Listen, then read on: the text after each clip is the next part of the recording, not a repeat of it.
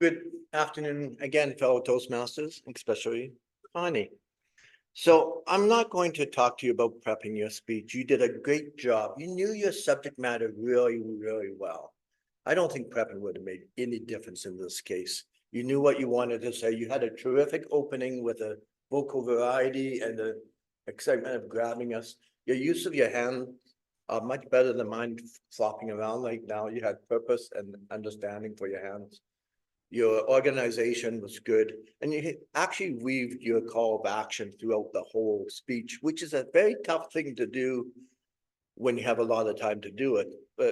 And I thought you did a tremendous job of actually weaving it. Why are we doing this? Why? And you kept going back to it with a great call of action at the end. So I think it was a well-built, constructed speech. Good vocal variety at the beginning, not a lot, but it was an informational speech, and there's not really a lot of call for vocal variety through that type of speech anyway.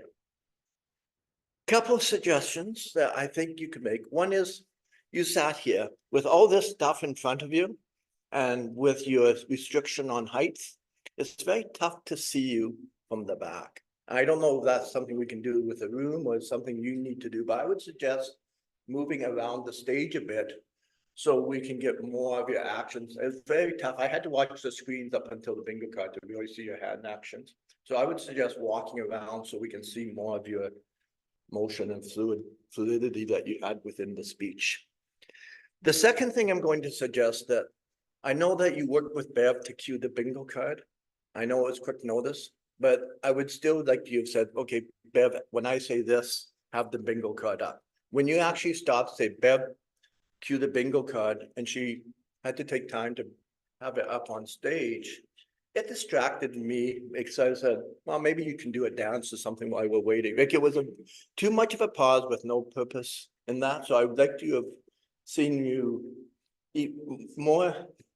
No, just when I snap my fingers, there's something that we don't know it's coming, but it's just all of a sudden there and you can refer to it. It was a great use of the prop once it was up, but that's kind of what I would like to suggest.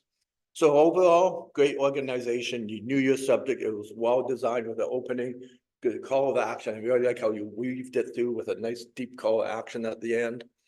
Two suggestions is to use the stage more so that people can actually see you and your hand movements. And the final thing is to get who's ever helping you to cue it up on the pre-given time.